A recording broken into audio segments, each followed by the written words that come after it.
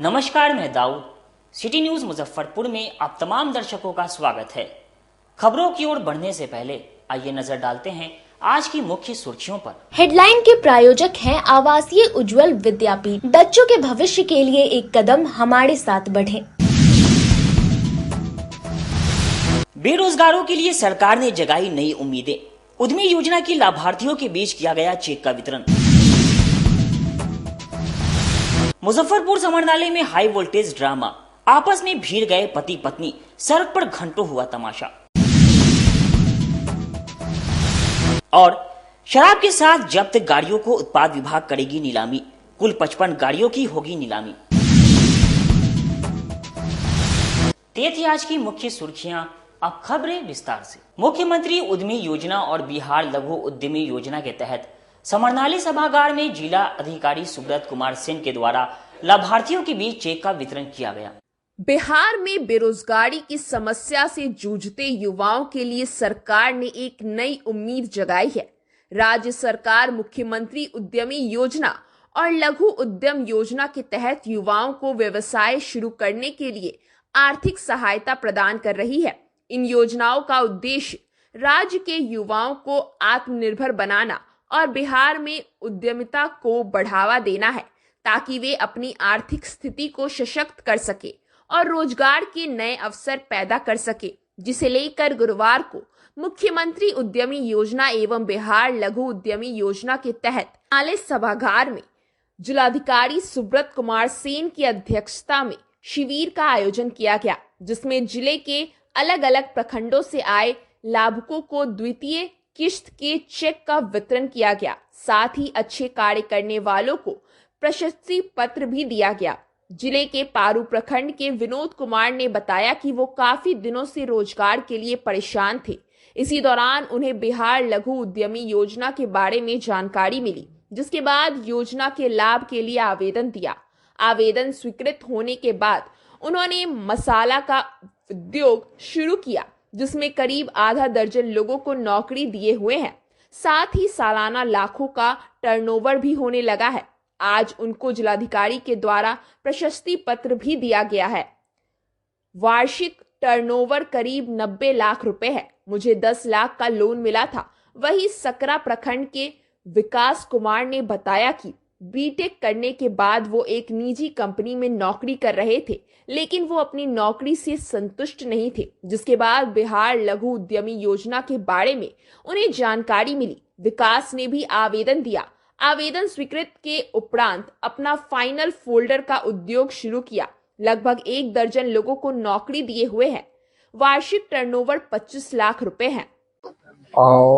मेरा नाम विनोद कुमार हुआ। पारू ब्लॉक मेरा घर और फैक्ट्री पड़ता है। तो उद्यमी योजना से जब लाभ मिला, उससे पहले हम एक बेरोजगार थे और बहुत रोजगार के लिए भाग दौड़ हो रहा था।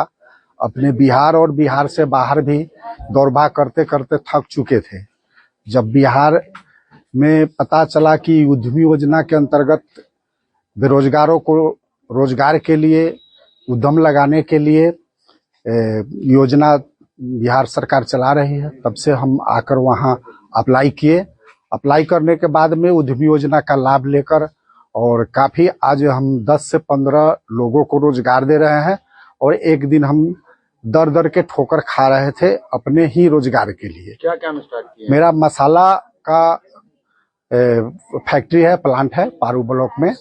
बीके फूड प्रोडक्ट और शीत बसंत ब्रांड के नाम से जाने जाते हैं।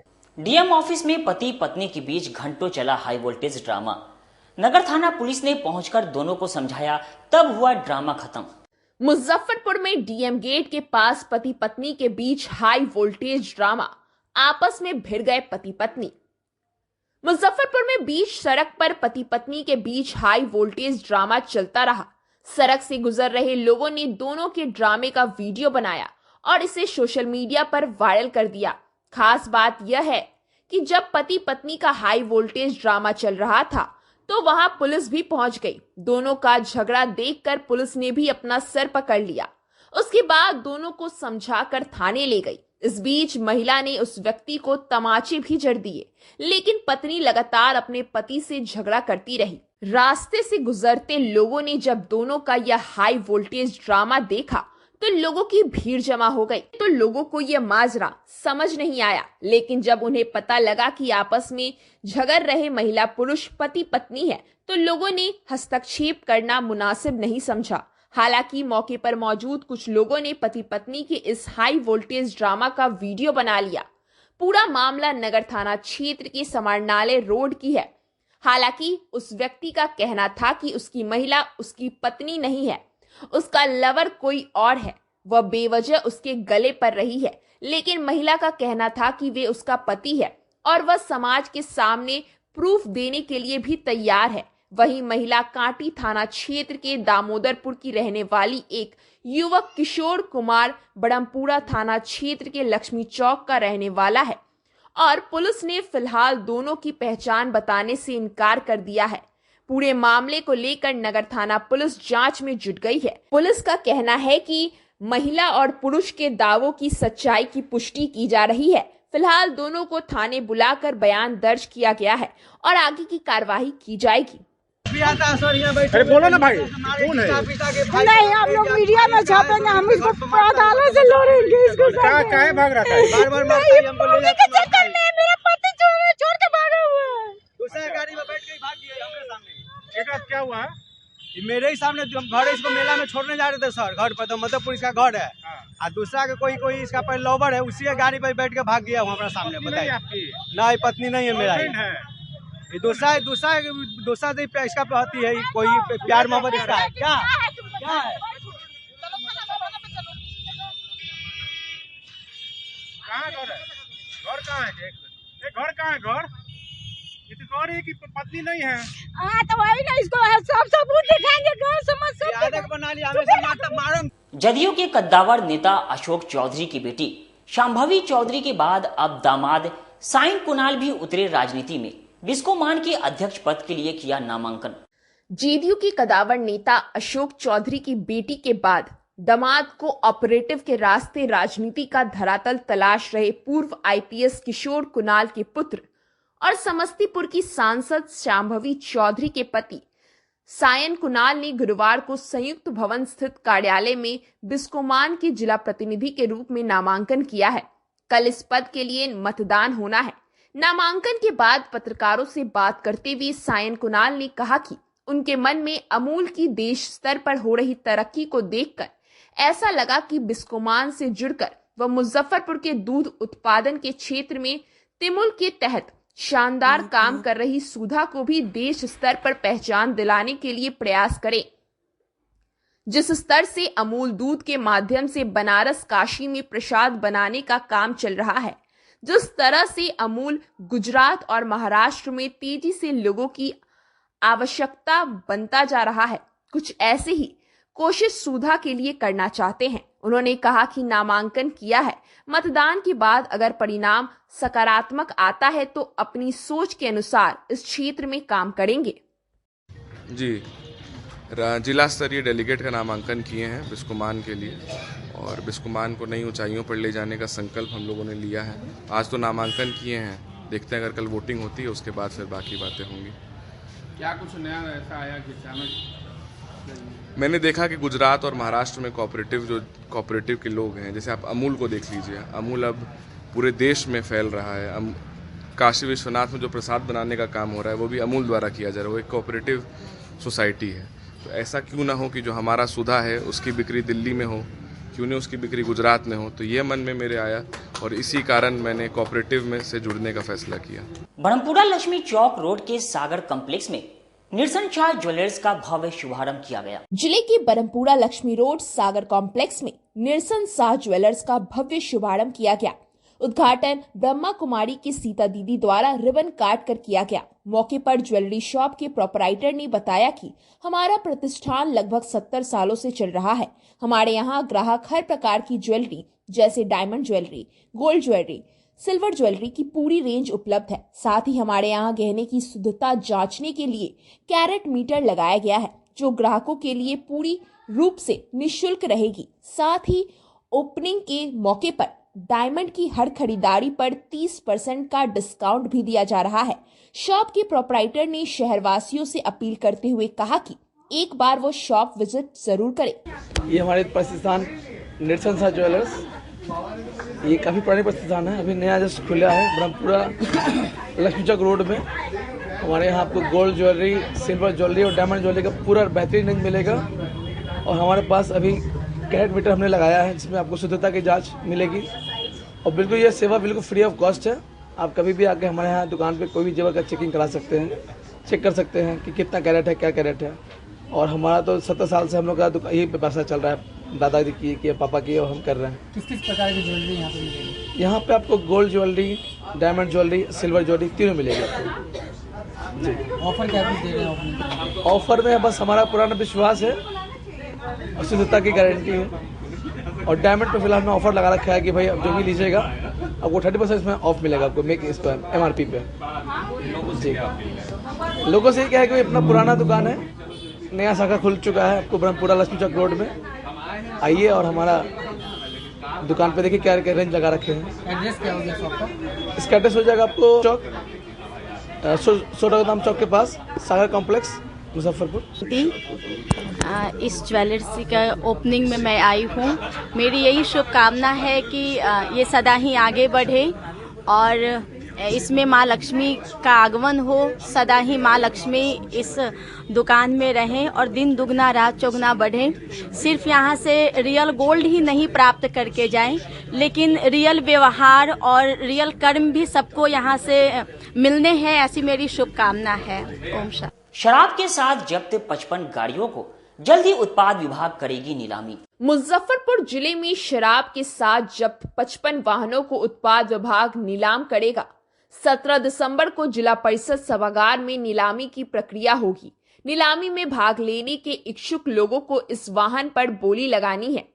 उसकी निर्धारित मूल्य का 20% सुरक्षित जमा राशि चेक या डिमांड ड्राफ्ट से जमा करना होगा या असिस्टेंट कमिश्नर मद्य निषेध मुजफ्फरपुर के नाम से बनाकर कार्यालय में जमा करना होगा। एक से अधिक वाहनों पर बोली लगाने के लिए प्रति वाहन अलग अलग सुरक्षित राशि को जमा करना होगा। किसी भी वाहन की नीलामी बिना कारण रद्द करने की शक्ति नीलामी समिति के पास सुरक्षित होगी। जिस वाहनों की नीलामी होनी है इसमें truck, car, Bolero, bike, scooty, e rickshaw, auto rickshaw, pickup, Luna, moped वाहन है। समय के बाद ये नीलामी होने वाली है। उत्पाद निरीक्षक शिवेंद्र कुमार ने बताया कि होने वाली नीलामी की प्रक्रिया को लेकर उत्पाद विभाग ने तैयारी पूरी कर ली है। नीलामी निष्पक्ष रूप से वरीय अधिकारियों की मौजूदगी में होगी। उत्पाद विभाग मुजफ्फरपुर द्वारा कुल 55 गाड़ियों का नीलामी 11:30 बजे दिनांक 17/12/2024 को जिला परिषद भवन मुजफ्फरपुर में किया जा रहा है। जिनको इसे इच्छुक हैं वो आकर के है कि नहीं, कार्यालय अवधि में सहायक आयुक्त मद्य निषेध मुजफ्फरपुर कार्यालय से संपर्क करके जानकारी प्राप्त करके नीलामी में भाग ले सकते हैं। मुजफ्फरपुर क्लब में आज से शुरू हुआ 9 दिवसीय श्री राम कथा। बिहार में आयोजित 9 दिवसीय श्री राम कथा में कथावाचक पूज्य संत श्री मुरलीधर जी की महाराज ने प्रथम दिवस की द्वितीय श्री राम कथा का भव्य कलश यात्रा के साथ कथा का शुभारंभ हुआ। पूज्य महाराज जी ने गोस्वामी तुलसीदास जी की महाराज द्वारा रचित श्री रामचरित्र मानस के बालकांड में वर्णित राम कथा की महत्ता, वर्तमान समय में राम कथा की महत्वाकांक्षा व महात्म्य का वर्णन किया। कथा में प्रारंभ में महाराज जी ने नवधा भक्ति की लेते हुए कथा को सुनाया। महाराज जी ने रामा रामा रटते रहिए भजन सुनाया, जिससे सभी भक्त भाव विभोर हो गए। महाराज जी श्री ने शबरी जी की कथा सुनाई। शबरी ने राम जी को क्यों पाया, क्यों नवधा भक्ति सुनाई। महाराज जी ने कहा कि राम कथा कलयुग में सुंदर ताली के समान है, जो संशय रूपी पक्षी को उड़ाने वाली है। जीवन के अनेक अनसुलझे प्रश्नों का हल केवल राम कथा को सुनने व आत्मसात करने मात्र से ही मिल जाता है। राम कथा एक सरोवर है। इसके चारों घाट कर्म, ज्ञान, भक्ति व शरणागति घाट पर क्रमशः ज्ञान वलक्य भारद्वाज जी को, भगवान शंकर जी, माता पार्वती जी को, काक भुषुंडी गरुड़ जी को व गोस्वामी तुलसीदास जी अपने मन को श्री राम कथा सुना रहे हैं। महाराज जी ने सगुण साकार व निर्गुण निराकार भगवान में अंतर को समझाते हुए कहा कि जिस प्रकार जल के गुण और रासायनिक संरचना एक समान है, परंतु ताप व परिस्थितियां पाकर यही जल हिम व भाप में परिवर्तित हो जाता है, उसी प्रकार भगवान निरंगुण व निराकार रूप में है, लेकिन भक्तों पर आए संकट के कारण सगुण साकार रूप धारण कर अवतार लेते हैं। महाराज जी ने कहा, कथा प्रसंग के माध्यम से कहा कि जो आयोजक निष्काम भाव से कथा का आयोजन करवाता है तथा वक्ता भी निष्काम भाव से कथा को गाता है, वह कथा श्रोता व वक्ता के हर कष्ट से दूर करने वाली और जीवन में सुख समृद्धि तथा शांति को लाने वाली है। कथा के प्रारंभ में यजमान श्री पुरुषोत्तम जी देवरा सब परिवार, साथ में रानी सती मंदिर ट्रस्ट बोर्ड के अध्यक्ष श्याम सुंदर भीमसरिया, राम कथा के संयोजक श्री गरीबनाथ बंका, श्री प्रभात बंका सपरिवार व्यासपीठ का पूजन किया जा रहा है। क्लब में आज यह जो आयोजन किया जा रहा है, ये हमारे पुरुषोत्तम जी देवड़ा, ये आसाम के निवासी हैं। इनको एकाएक 2 साल पहले रात में स्वप्न में आया कि गुरुजी की एक कथा करवानी है, वो कथा कहाँ कराई जाए। तो उनके रात भर उनके मस्तिष्क में घूमता रहा कि ये कथा में मुजफ्फरपुर शहर में करवानी है। और फिर उनके यहाँ कई रिलेटिव लोग रहते हैं, उन्होंने बात किया।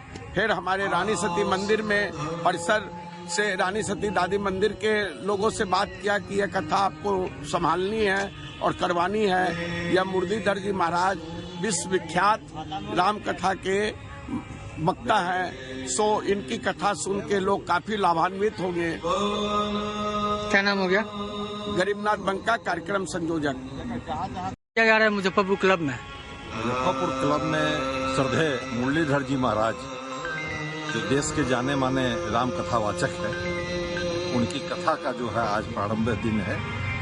आज जो है सुबह में बाबा गरीबनाथ धाम से जो है शोभा यात्रा निकाल करके हम लोग राम कथा को, राम पुस्तिका को यहाँ पर स्थापित करने का काम किए हैं, जिसकी कथा जो है वाचन माननीय मुरलीधर जी महाराज अभी प्रारंभ कर रहे हैं। कब से कब तक चलेगा ये हम लोगों का 20 तारीख तक चलेगा। और समय क्या कुछ रहेगा? 1 बजे से शुरू होगा और 5 बजे तक ये कथा डेली चलेगी। कथा को लेकर शहर वासियों से क्या अपील रहेगा? शहर वासियों से अपील है कि ये मुजफ्फरपुर शहर के लोगों के लिए ये सौभाग्य का विषय है कि इस मिथिला भूमि में जो माँ जानकी की भूमि है, माँ वैदेही की भूमि है, उस भूमि पर राम कथा श्रवण करने का अवसर मुजफ्फरपुर वासियों को मिल रहा है। तो मुजफ्फरपुर के सभी लोगों से यह अपील रहेगी कि अधिक से अधिक लोगों में आवें और इस कथा का श्रवण करें, और उससे जीवन में अगर हम कुछ भी अगर ले सके, यह हम लोगों के लिए बहुत बड़ी बात होगी।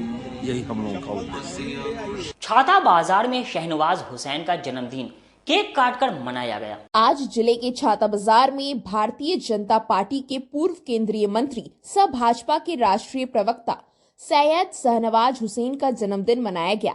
भाजपा नेता सह वार्ड 21 के पार्षद केपी पप्पू और व्यवसायियों ने एक दूसरे के बीच मिठाई बांटकर खुशी मनाया।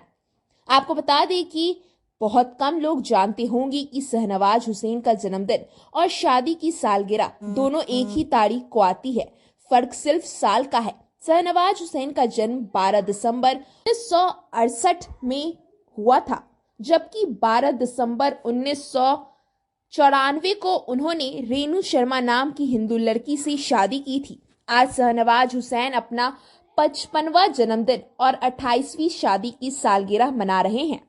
हम लोग के भारत में एक ऐसा शख्स जो न जाति मानता है, न पार्टी मानता है, न धर्म मानता है, सिर्फ एक शख्स है जो अपने कार्य क्षेत्र से प्रधानमंत्री हमारे अटल बिहारी वाजपेयी से लेकर और अभी तक के सरकार में सभी सरकार में हमारे एक ऐसा व्यक्ति जो भैया सैयद शाहनवाज हुसैन जी हम लोग के बीच में एक मित्रवत है और हम लोग उनका जन्मदिन आज 12 तारीख को मना रहे हैं। देखिए, जनाब सैयद शाहनवाज हुसैन साहब जो हैं, ये किसी परिचय के मोहताज नहीं है। पूरे भारतवर्ष में इनको लोग जान रहे हैं।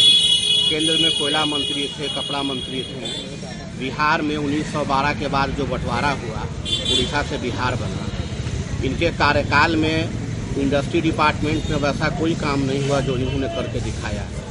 आज जो भी इंडस्ट्री दिख रही है मुजफ्फरपुर में या अन्य जिला में, सब इन्हीं का देन है। और हम लोग के गार्जियन भी हैं, दोस्त भी हैं, पड़ोसी भी हैं, हमारे पार्टी के जो है राष्ट्रीय प्रवक्ता भी हैं, भूतपूर्व सांसद भी। वक्त हो चुका है एक छोटे से ब्रेक का। बने रहिए हमारे साथ, देखते रहिए सिटी न्यूज मुजफ्फरपुर। अपने सपनों की आशिया को दे एक नई पहचान माँ भवानी डेकोर प्राइवेट लिमिटेड के साथ, जो है ऑथराइज्ड डिस्ट्रीब्यूटर ऑफ कचारिया। देश की मिट्टी से बनी टाइल से देश को बनाते हैं। और जहां मिलती है सभी प्रकार के Indian and imported granite, marble, sanitary एवं कोटा स्टोन का अनोखा एवं आकर्षक संग्रह। माँ भवानी डेकोर प्राइवेट लिमिटेड मतलब a complete floor solutions. New 0 mile Dadar road Muzaffarpur. Call 9934753111। Muzaffarpur जिले की शान बन चुकी बाबा लाठी अब लोगों की जरूरत बन चुकी है। अत्याधुनिक रेंज और भरोसे को समेटे हुए लोगों के लिए नई नई डिजाइनर लाठी बाजार में उतारते रहते हैं। ऐश्वर्या राय बच्चन, सचिन तेंदुलकर की पत्नी से लेकर न जाने कितने सारी नामी हस्तियां इस लाठी के दीवाने हो चुके हैं। लोगों के साथ ने ही बाबा लाठी की पहचान देश से लेकर विदेश तक बनाई है।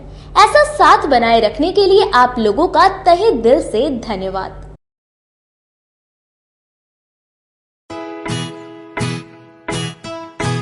लगातार 10 वर्षों से विभिन्न परीक्षाओं में सर्वश्रेष्ठ परिणाम। हम हैं आवासीय उज्ज्वल विद्यापीठ मुजफ्फरपुर। इस स्कूल में सर्वश्रेष्ठ कोचिंग पैटर्न से बच्चों को पढ़ाया जाता है। प्ले से 10वीं तक की पढ़ाई स्वच्छ वातावरण में कराई जाती है। यहाँ आधुनिक छात्रावास की व्यवस्था है। उज्ज्वल विद्यापीठ का मुख्य उद्देश्य रामकृष्ण मिशन, नवोदय नेतरहाट, सैनिक स्कूल, सिमुलतल्ला गुरुकुल, सिंधिया कन्या विद्यालय जैसे अनेक भारतवर्ष के प्रतिष्ठित विद्यालयों में कुशल प्रशिक्षित अनुभवी एवं शहर के सर्वश्रेष्ठ शिक्षकों द्वारा तैयारी कराई जाती है। 1.5 एकड़ में फैला इस स्कूल का वातावरण काफी शांत है। Free computer classes, science lab और स्मार्ट क्लासेस है। साथ ही इंडोर और आउटडोर गेम की भी व्यवस्था है। तो अपने बच्चों के लक्ष्य के सपनों को पूरा कराना चाहते हैं तो आज ही आवासीय उज्ज्वल विद्यापीठ में अपने बच्चों का नामांकन करवाएं। हमारा पता है पोखरिया पीठ अतरदा मुजफ्फरपुर और हमारा कॉन्टेक्ट नंबर है 9708 351851 और हमारा दूसरा नंबर है 8797122397 या फिर आप हमें कांटेक्ट कर सकते हैं 8409996658 पर। आजकल की बिजी जिंदगी में स्टाइल तो है, पर कंफर्ट का क्या? आपके इसी स्टाइल और कंफर्ट को बेहतर बनाने के लिए नीलकमल लेकर आए हैं first exclusive factory outlet showroom in Mithanpura Muzaffarpur, जहां home furniture, office furniture, mattress and wedding special पे up to 50% off with EMI facility. Style भी, कंफर्ट भी। उत्तर बिहार का पहला नीलकमल का एक्सक्लूसिव शोरूम आपका स्वागत करता है। एक बार सेवा करो। ब्रेक के बाद एक बार फिर से आप तमाम दर्शकों का स्वागत है। आइए रुक करते हैं आगे की खबरों की ओर। कांटी की जर्जर सड़कों की जल्द मरम्मत की मांग को लेकर पूर्व मंत्री अजीत कुमार ने जिला अधिकारी को ज्ञापन सौंपा। कांटी क्षेत्र के करीब 2 दर्जन से अधिक जर्जर सड़कों की मरम्मती की मांग को लेकर गुरुवार को पूर्व मंत्री अजीत कुमार के नेतृत्व में जिला अधिकारी से मिला सामाजिक कार्यकर्ताओं का प्रतिनिधि मंडल। जिला अधिकारी से मिलने गए प्रतिनिधि मंडल ने एक ज्ञापन सौंपकर उनसे जर्जर सभी सड़कों का शीघ्र जीर्णोद्धार करने की मांग की। जिला अधिकारी ने सभी सड़कों पर प्रतिनिधि मंडल के साथ विस्तृत चर्चा कर उन जर्जर सड़कों का शीघ्र ही जीर्णोद्धार करने का आश्वासन दिया। जिला अधिकारी ने कहा कि मैं शीघ्र ही कार्यपालक अभियंता ग्रामीण कार्य विभाग से इन सड़कों की स्थिति का प्रतिवेदन प्राप्त कर प्रधान सचिव ग्रामीण विकास विभाग को पत्र लिखकर शीघ्र ही सड़कों का जीर्णोद्धार करने का आग्रह करेंगे। जिला अधिकारी से मिलने के बाद पूर्व मंत्री अजीत कुमार ने कहा कि स्थानीय जनप्रतिनिधि की अपेक्षा के कारण क्षेत्र के कई प्रमुख सड़क जर्जर होकर खंडहर बन गया है। यदि शासन इन सड़कों का शीघ्र ही जीर्णोद्धार नहीं कराएगी तो मैं पार्टी के झंडा व प्रभावित जनता के साथ सड़क निर्माण के लिए सड़क पर उतरेंगे। वहीं जिला अधिकारी को आज सामाजिक कार्यकर्ताओं के साथ मुजफ्फरपुर के जिला अधिकारी से मिलने आया था मामला है कि कांटी क्षेत्र के लगभग 2 दर्जन से अधिक आरईओ डिपार्टमेंट का सड़क जर्जर होकर खंडर हो गया है। आवागमन बुरी तरह प्रभावित है। स्थिति आ गई है कि अब बच्चे भी उस सड़क से स्कूल नहीं जा रहे हैं। बड़ी भयावह स्थिति है। इसी मामले को लेकर आज जनप्रतिनिधि और सामाजिक कार्यकर्ताओं के साथ हम जिलाधिकारी महोदय से मिले हैं और उन्हें मैंने एक ज्ञापन सौंपा है जिसमें लगभग 2 दर्जन सड़कों का जर्जरता की स्थिति, वहां के आम लोगों के कठिनाई के बारे में अवगत कराया है। और जिलाधिकारी से मैंने कहा है कि आप व्यक्तिगत स्तर पर इन सड़कों के जीर्णोद्धार के लिए आप पहल करिए। सरकार के ग्रामीण कार्य विभाग के सचिव से बात करके हर हालत में बहुत निश्चित समय के अंदर इस सड़क का जीर्णोद्धार कराइए। जिलाधिकारी महोदय ने आश्वस्त किया है कि निश्चित रूप से मैं विभाग से बात करूंगा। विश्वविद्यालय दर्शन शास्त्र विभाग ने भारतीय दार्शनिक अनुसंधान परिषद नई दिल्ली द्वारा योग सिद्धांत और चिकित्सा विषय पर संगोष्ठी का आयोजन किया गया। भारतीय दार्शनिक अनुसंधान परिषद नई दिल्ली द्वारा प्रायोजित योग सिद्धांत और चिकित्सा विषय पर संगोष्ठी का आयोजन विश्वविद्यालय दर्शन शास्त्र विभाग मुजफ्फरपुर में किया गया। संगोष्ठी का उद्घाटन माननीय कुलपति प्रोफेसर दिनेश चंद्र राय BRA बिहार विश्वविद्यालय मुजफ्फरपुर ने की। अपने उद्घाटन भाषण में उन्होंने गीता की उक्ति कर्मों में कुशलता ही योग है को अपने अपने कार्य क्षेत्र में अपनाने की आवश्यकता पर बल दिया। उद्घाटन सत्र के मुख्य अतिथि प्रोफेसर लक्ष्मी निवास पांडे कामेश्वर सिंह दरभंगा संस्कृत विश्वविद्यालय दरभंगा ने बताया कि भारतीय ज्ञान परंपरा, संस्कृत ज्ञान परंपरा और योग का एक दूसरे से अभिन्न संबंध बताया। विशिष्ट अतिथि डॉक्टर सच्चिदानंद सिंह OSD कुल सचिव महात्मा गांधी केंद्रीय विश्वविद्यालय ने बताया कि योग से बिहार का गहरा संबंध रहा है।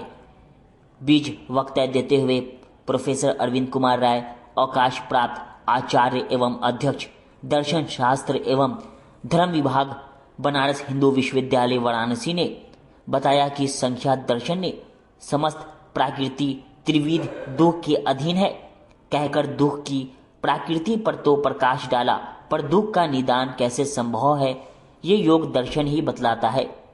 योग के अनुसार चित्त वृत्तियों का निरोध ही दुख निरोध है, जिसके लिए समस्त मानव जगत प्रयत्नशील है।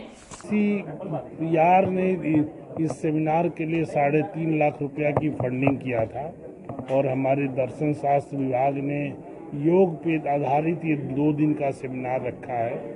हम बहुत भाग्यशाली हैं कि हमारे सेमिनार में पूरे देश से डेलीगेट्स आए हुए हैं और हमारे आमंत्रण पर कामेश्वर सिंह दरभंगा संस्कृत विश्वविद्यालय के कुलपति जी मुख्य अतिथि के रूप में आए, तो कार्यक्रम बहुत भव्य रूप से उद्घाटित हुआ और हम पूरी उम्मीद करते हैं कि 2 दिनों में योग की मूल बातों पे और मूल सिद्धांतों पे और योग से उपचार पे हम गहन चर्चा करेंगे और उसका सार्थक परिणाम मिलेगा। विभाग में योगा थ्योरी एंड थेरेपी की सेमिनार हुआ है। इस सेमिनार में दूर दूर से लोग आए हैं और बहुत ही अच्छा प्रोग्राम हुआ है। आप लोग यहाँ आए, बहुत खुशी हुई।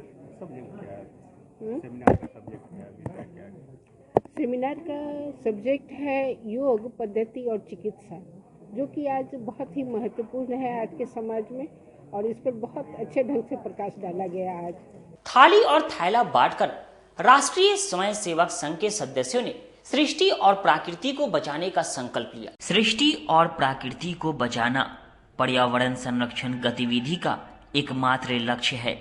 इसी लक्ष्य को पूरा करने के उद्देश्य से आगामी महाकुंभ में गंगा मैया को स्वच्छ और कुंभ को पवित्र करने के लिए पूरे देश में घर घर संपर्क कर एक थाली और एक थैला संग्रह कर प्रयाग भेजने अभियान चलाया जा रहा है। इसी क्रम में आज उत्तर बिहार से माननीय प्रांत संघ चालक श्री गौरी शंकर प्रसाद द्वारा शुभारंभ किया गया। इस अवसर पर श्री प्रसाद द्वारा 5000 थाली और थैला भेजी गई। कार्यक्रम में विभाग संघचालक चंद्रमोहन खन्ना, बबलू, भानुशंकर एवं अन्य गणमान्य जन उपस्थित हुए। और प्रकृति को बचाना हमारा परम कर्तव्य है। सनातन धर्म आदिकाल से ही पर्यावरण के सम्मुख काम करता आया है, पर्यावरण के अनुकूल काम करता आया है। इसी कड़ी में जो 144 वर्षों में एक बार लगने वाला ये पूर्ण कुंभ है, जो प्रयाग में 13 जनवरी से 26 फरवरी के बीच में आयोजित है। इस कुंभ में लगभग 35 से 40 करोड़ लोग आने वाले हैं और 1200 टन कचरा प्रतिदिन निकलने वाला है, और प्लास्टिक की थैली, थाली और बोतल आदि, जो अंततः गंगा माँ की गोद में जाने वाला है। उस गंदगी को दूर करने के लिए पर्यावरण गतिविधि ने पूरे देश में एक थाली और एक थैला संग्रह का अभियान चलाया है। इसी अभियान के कड़ी में उत्तर बिहार से 5000 थाली और 5000 थैला के प्रथम टोली अभी जाने वाली है आज, और फिर दूसरी टोली 20 तारीख को ले। नाजिरपुर में आग लगी की घटना से आधा दर्जन घर जलकर राख। बुधवार की देर रात मुजफ्फरपुर जिले के मुशहरी प्रखंड अंतर्गत नाजीपुर गांव में अचानक आग लगने से 4 घर जलकर राख हो गए। आग लगी की इस घटना में आधे दर्जन से अधिक बकरी, कपड़ा, मोटरसाइकिल, बर्तन, जेवर जेवरात समेत अन्य सामान जलकर राख हो गया। वहीं इस घटना की सूचना मिलने के बाद मौके पर पहुंचे समाज सेवी उमाशंकर यादव ने अग्निपीड़ित परिवारों के बीच कंबल और कपड़े का वितरण किया। साथ में भोजन की व्यवस्था का भी स्थानीय लोगों के साथ मिलकर व्यवस्था की। इस दौरान उनके साथी भी मौजूद रहे। वहीं इस घटना की जानकारी मिलने पर मौके पर पहुंचे सामाजिक कार्यकर्ता संजय रजक ने भी प्रशासन एवं सरकार से जल्द पीड़ित परिवारों को मुआवजा दिलाने की मांग की। और मेरे लड़का का बारात चला गया और मेरे जितने कर कुटुंब थे 12-13 गो बच्चा था, वो सब मेरे घर में सोया था। कब दिन में आग लगाई कि रात में 2 बजे रात के लगा है। 2 बजे के रात? हाँ, जब चला गया 1 बजे तक जागे थे। सारा सामान जल गया? सारा चीज 1.5 लाख रुपया, 50-60 हजार का गहना था, कपड़ा लता। आने वाला था कि गया था? जाने वाला था। तो मेरा गहना था सो सब इसी में रख दिए थे। रात में खोल के तो सारा जल गया। जितना नेता पेहानी पड़ा था वो सारा जल गया। और जो पैसा रखे थे गाड़ी घोड़ा वाला के देने के लिए, अतिथि वाला के लिए, वीडियो कैमरा वाला से के लिए, वो सारा पैसा मेरा जला गया। सहयोग क्या हुआ है? सरकारी सहयोग हुआ अभी कुछ नहीं हुआ। भोजन का शुरू हुआ? कुछ भी नहीं। अभी तक तो हम लोग भोजन भी नहीं किए हैं। बासी में नेताजी आए थे, क्या सेवा की है? लोग आए हैं तो सुने हैं, तो आए हैं तो हम लोग को कम्बल दिए हैं, साड़ी दिए हैं, कपड़ा लता पहनने के लिए दिए हैं, अपना ओर से दिए हैं। लेकिन सरकार की तरफ से कुछ भी नहीं है। आपका भी जल गया है? जी, मेरा मोबाइल जल गया है। 80,000 का माल था, वो जल के राख हो गया है। ऊनी कपड़ा था पूरा। क्या बजे लगा होगा आग? लगभग 1:30 बजे रात को लगा। 2 बजे रात को लगा। हाँ, वही 7 गो बकरियों जल गई। ऊनी के कपड़ा था, जो मेरा अपना बिजनेस है, पूरे माल जल गया है। 30-40 का माल था, वो भी जल गया है। 28,000 कैश था। सारा सामान जल गया। कई घर गया होगा? किसके कितना घर जला? 5 आदमी के। मुजफ्फरपुर के समाज सेवियों ने मिलकर पहरुआ संस्था की शुरुआत की। अगर आपकी उपस्थिति और संघर्षों से समाज में जरा सा भी सकारात्मक परिवर्तन हो रहा है तो आपका संपूर्ण जीवन सार्थक है। इसी उद्देश्य को धरातल पर उतारने के लिए पहरुआ संस्था का गठन किया गया है। पहरुआ मुजफ्फरपुर में हर स्तर पर बढ़ रहे भ्रष्टाचार से मुक्त कराने का माध्यम बनेगा। उक्त बातें पहरुआ कार्यालय के उद्घाटन के अवसर पर आयोजित समारोह को पहरुआ के अध्यक्ष डॉक्टर अविनाश तिरंगा ने कहा।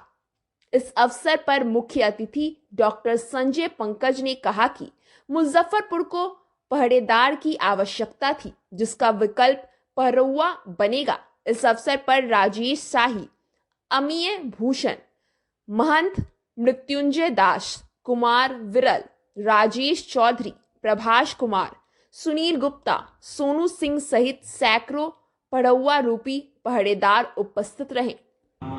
पहरुआ के नाम से हम लोगों ने पहरेदार खड़ा करने का काम किया है मुजफ्फरपुर में, क्योंकि मुजफ्फरपुर की सामाजिक और राजनीतिक जो सोच है वह थोड़ा सा भटक गई है और मुजफ्फरपुर को संवारने के लिए, सजाने के लिए और भ्रष्टाचारियों और जो भ्रष्टाचार ज़्यादा है, राजनीतिक रूप से, सामाजिक रूप से एकत्रित करने के लिए पहरुआ कार्यालय का हम लोग आज उद्घाटन किया है, जिसमें हमारे पहरुआ हर जगह तैनात होंगे और शहर की हर समस्या का समाधान करने का प्रयास करेंगे।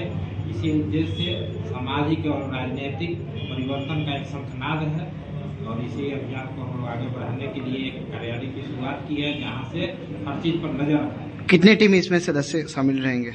अभी तक 500 से ऊपर सदस्य बन चुके हैं। अच्छा। और लगातार हर वार्ड में, हर जिले के हर पंचायत में लोगों को जोड़ा जा रहा है।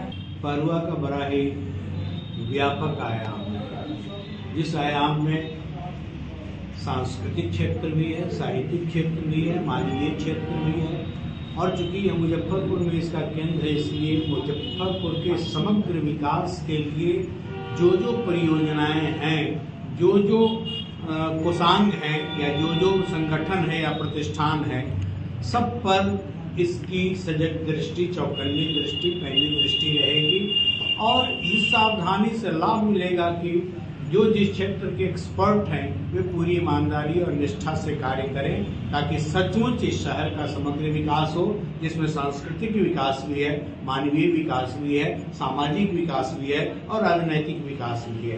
राजनीति इन दिनों केंद्र में बैठी हुई है और राजनीति पर जब तक अंकुश न लगाया जाएगा तब तक राजनीति दिशाहीन बनी रहेगी। इसलिए अंकुश लगाने का काम, सावधान करने का काम और सही दिशा निर्देशित करने का काम पहरुआ करेगा, पहरुआ के जाबाज सदस्य करेंगे और यही दिन रात अपनी जागृति जगे हम लगे जगाने, विश्व लोक में फैला आलोक। अपनी जागृति के बाद जगाने का एक अभियान है पहरुआ।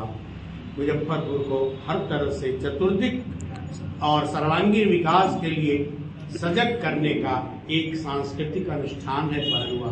पहरुआ आप सबका आह्वान करता है कि आप भी जगिए और अपने अपने कार्य क्षेत्र में ईमानदारी से रहिए। खबरों का सिलसिला यहीं होता है समाप्त।